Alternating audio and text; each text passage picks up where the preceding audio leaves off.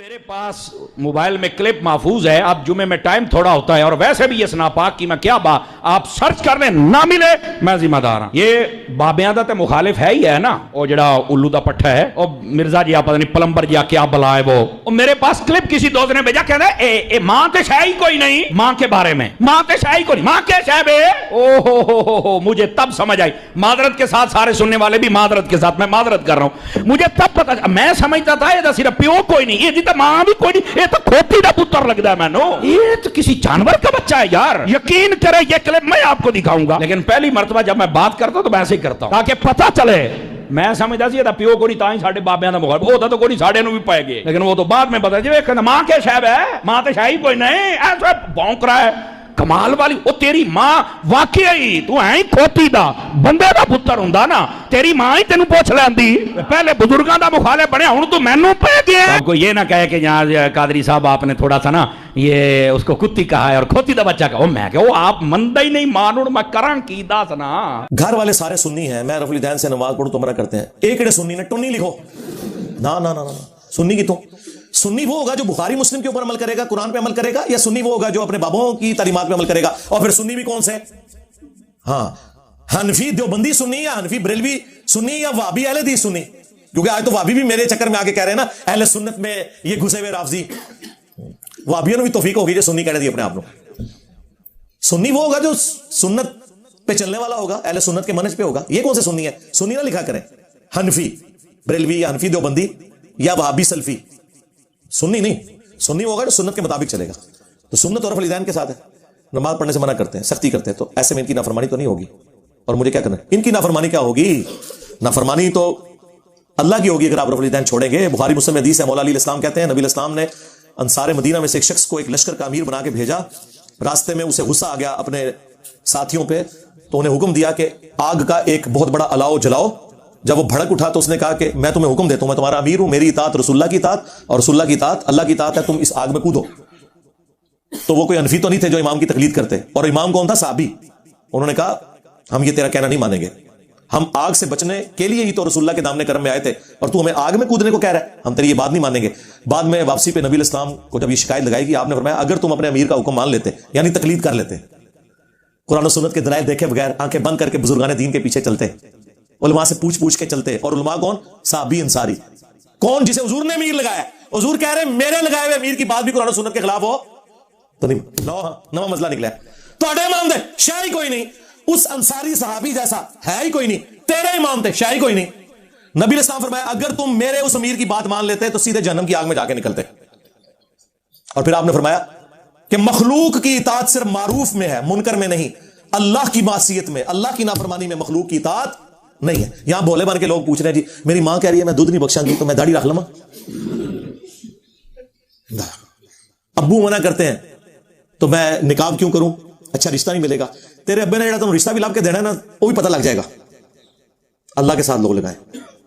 دوسری طرف تو بچپن سے آپ کو حدیث رٹائی جاتی ہے بخاری مسلم کی کہ تم میں سے کوئی شخص مؤمن ہی نہیں ہو سکتا جب تک کہ میں اسے اس کے ماں باپ اولاد سب لوگوں سے بڑھ کے عزیز نہ ہو جاؤں. اس کے بعد ہمیں کوئی پرچی لکھ کے بیچے کہ میں ابو کی بات مانوں یا رسول اللہ کی بات مانوں صلی اللہ علیہ وآلہ وسلم. میرا خیال ہے یہ 295C ان ابوں کے اوپر کٹنی چاہیے. انہیں کہیں کہ آپ رسول اللہ کے حکم کے خلاف ہمیں چلا رہے ہیں. اصل گستاخ وہ ہے جو آپ کو رسول اللہ کی نافرمانی کا کہے. جی قرآن میں خواہش نفس کی پیروی کو کہا گیا شرک. افرائیت من اتخذ الہہ ہوا, سورۃ الجاثیہ میں, اور سورہ یاسین میں ہے اہل جہنم کے بارے میں کہ اللہ تعالیٰ سے فرمائے گا کیا میں نے تمہیں حکم نہیں دیا تھا کہ شیطان کی عبادت نہیں کرنی. تو شیطان کی عبادت کون کرتا ہے, ایک چھوٹا سا فرقہ ہے سیٹنزم پہ چل رہا ہے جو پیورلی شیطان کی عبادت کرتا ہے. لیکن اللہ تعالیٰ تمام فاسقین کو کافروں کو کہہ رہے ہیں تم شیطان کی عبادت کرتے تھے. شیطان کا حکم ماننا, اس کی عبادت کرنا ہے, حکم ہی تو اصل میں ماننا ہے. پیغمبر کا بھی جو ہم حکم مانتے ہیں نا وہ اللہ کے اذن کی وجہ سے مانتے ہیں. من یطع الرسول فقد اطاع اللہ, حکم ایک ہی ہستی کا ہے جو قرآن میں ہے کہ حکم نہیں ہے سوائے اللہ کے.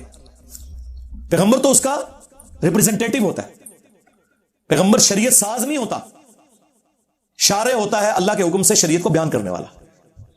تو یہ ماں باپ جب کہتے ہیں تو انہیں حدیثیں سنایا کریں کہ نبی الاسلام نے منع کیا ہے کہ میرے سے آگے کوئی نہیں. تو بلکہ آپ یہ بھی کہنے کی ضرورت نہیں, اب آپ یہ کہا کریں کہ میرے نبی صاحب ہے ہی کوئی نہیں, ابا جی تسی تے شاہی کوئی نہیں, ہاں میرے نبی صاحب ہے ہی کوئی نہیں, ماں جی تسی تے شاہی کوئی نہیں. ٹھیک ہے. آپ یہ اور دیکھ لیں سرکار, یہ نبیوں کا طریقہ ہے یہ بات کرنا. جب تخت بلقیس وہ لے آیا تھا ایک درباری حضرت سلیمان علیہ السلام کا, کوئی فرشتہ تھا یا وقت کا پیغمبر تھا یا ان کا کوئی صحابی تھا, کوئی بھی تھا, اس کے اینڈ پہ تو ہونا چاہیے تھا حضرت سلیمان علیہ السلام کہتے ہیں واہ کیا کمال ہے سبحان اللہ, چاہے تو اشاروں سے اپنے کائی پلٹ دے دنیا کی. نہیں, حضرت سلیمان علیہ السلام نے کہا ھذا من فضل ربی. اس کی بھی تعریف نہیں کی, اپنی تعریف بھی نہیں کی کہ میری نسبت کی وجہ سے صحیح ملا. ہاں کہا ھذا من فضل ربی, یہ میرے رب کا فضل ہے اور وہ چاہتا ہے کہ مجھے آزمائے کہ میں اس کی شکر گزاری کرتا ہوں یا ناشکری. یہ فرمایا حضرت سلیمان علیہ السلام نے کہ یہ میں تو شاہی کوئی نہیں. ہائے ہائے ہائے. اور یہی حال ہے حضرت زکریا علیہ السلام نے جب بے موسمی پھل دیکھے سیدہ مریم کے پاس, سورہ آل عمران میں آئے تو کہا یہ مریم کہاں سے ہے؟ انہوں نے کہا یہ اللہ کے پاس ہے. کہنا چاہیے تھا حضور آپ کی مرید نہیں ہو اور آپ تو وہ پیر ہیں جن کو اللہ نے میرا پیر بنایا ہے. خالو بھی تھے, پیر بھی تھے, مرشد بھی تھے. یار اس سے کوئی بہتر موقع تھا کہ سیدہ مریم کہتی کہ میں آپ کی اسٹوڈنٹ ہوں, یہ سارا آپ کا فیض ہے. ان کا ھذا من فضل ربی, ہائے ہائے ہائے, یہ میرے رب کے پاس سے آئے ہیں. حضرت زکریا نے بھی نہیں ان کو ڈانٹا کہ تم میرے بغیر ڈائریکٹ ہو گئی ہیں اللہ نال. ہائے ہائے ہائے, نا نا نا. حضرت زکریا کے بارے میں پھر قرآن میں آیا کہ یہ بات حضرت زکریا کو کلک کر گئی کہ میری شاگردنی, میری مریدنی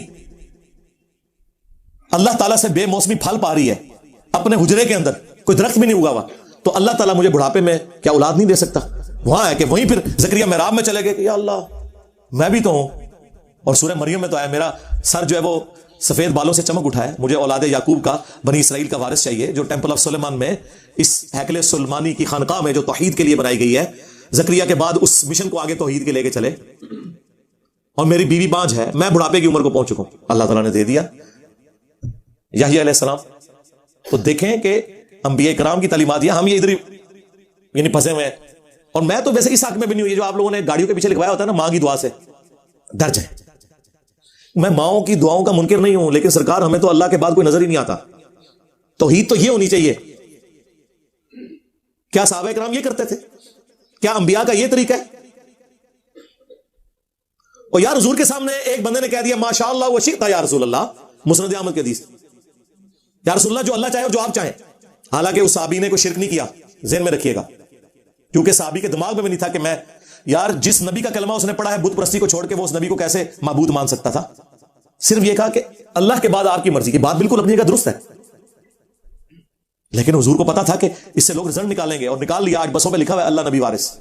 حضور نے فرمایا اجعلتنی للہ ندا, تو نے مجھے اللہ کے مقابلے پہ کھڑا کر دیا. بلکہ قل ما شاء اللہ وحدہ, کیا جو اکیلا اللہ چاہے. اللہ اکبر. اس نے نہیں کہا یا رسول اللہ میں آپ کو جو ہے وہ اللہ کی عطا سے آپ کا علم محدود مانتے ہوئے, اللہ کا غیر محدود مانتے ہوئے, اللہ کو مستقل بذات مانتے ہوئے, آپ کو غیر مستقل بذات مانتے ہوئے, آپ کا عطائی مانتے ہوئے, اللہ کا ذاتی مانتے ہوئے یہ عقیدہ رکھے ہوں. نا اس ٹائم میں کہانیاں نہیں سنونیاں. تو نبی علیہ السلام نے ہمیں کیا تعلیم دی ہے کہ گاڈ اورینٹڈ. کوئی ضرورت نہیں گاڑی پہ لکھوانے کی ماں کی دعا سے, اور ایت بالکل ہی رہنے دو, بری بری سرکار بری, کھوٹی قسمت کر دے ہری, ہاں یا بھاول حق بیڑا تک, یا معین الدین چشتی پار لگا دے کشتی. ایت شاہی کوئی نہیں. میں تو کہتا ہوں یہ بھی نہ لکھوائیں گاڑی کے پیچھے کہ ماں کی دعا سے. آپ نے لکھوانا ہے تو لکھوائیں ھذا من فضل ربی. آپ نے لکھوانا ہے تو لکھے ما شاء اللہ سبحان اللہ لا حول ولا قوت الا باللہ انشاءاللہ. یہ ہمارے سلوگنز ہیں جو ہمارے پیغمبر نے ہمیں سکھائے ہیں, جو سورۃ الکہف میں یہ سارے سلوگنز آئے ہوئے ہیں. اے نبی آپ نے کبھی بھی نہیں یہ کہنا کہ کل میں یہ کام کروں گا جب تک آپ انشاءاللہ نہ کہیں. حضور کو کہا جا رہا ہے, نبی علیہ السلام انشاءاللہ کہنا بھول گئے تھے, وہی نازل نہیں ہوئی تھی. پھر سورہ کہف کے اندر ہی آیا کہ وہ جب باغ والا باغ میں داخل ہوا تو ما شاء اللہ لا قوت الا باللہ کہنا بھول گیا, وہ تباہ ہو گیا. تو اللہ تعالیٰ نے اس کی پھر غلطی ہائی لائٹ کی. جب اسے مومن آگے کہتا ہے تجھے تو چاہیے تھا تو یہ کہتا.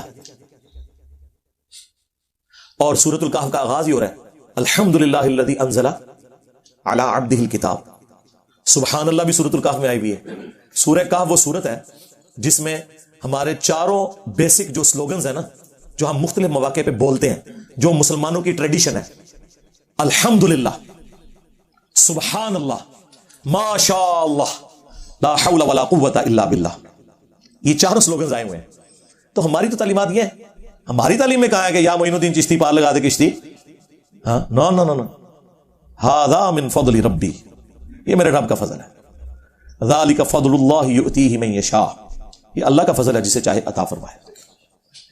सूरह आल इमरान में नहीं अल्लाह तआला फरमा रहा, कभी ऐसा नहीं हुआ कि हम किसी पैगंबर को हुक्म देकर, नबूवत देकर भेजें और वो लोगों से ये कहना शुरू कर दे कि लोगों मेरे बंदे बन जाओ। वो तो कहेगा कूनू रब्बानियीन, लोगों अल्लाह के बंदे बन जाओ। अल्लाह तआला हमारे नबी भी अपनी नहीं कभी कह सकता, तो बाकी तो शायद कोई नहीं।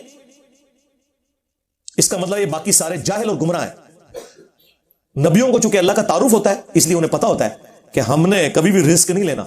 इसलिए अल्लाह ने फरमाया ना, ईसा इब्न मरियम कभी और महसूस नहीं करेंगे कि उन्हें अल्लाह का बंदा कहा जाए, और ना कोई मुकर्रब फरिश्ता, सूरह अन-निसा।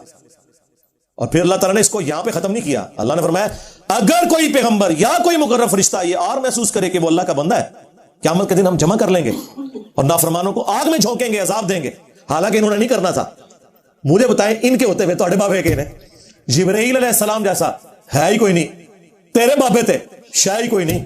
ईसा जैसा है ही कोई नहीं, तेरे बाबे थे शायद ही कोई नहीं। लेकिन ये किताबों का पैगंबर है, ये किताबों का खुदा है। मुझे बताएं, हर आने वाला दिन आपके ऊपर ये हकीकत खोलेगा कि ये जो मैंने जुमला बोला है ना कि मरने से पहले ए मुसलमान कर ले इसमें गौर, किताबों का खुदा और है, बाबों का खुदा और, किताबों का दी और है, बाबों का दी और, ये बिल्कुल सही बोला है। अल्हम्दुलिल्लाह।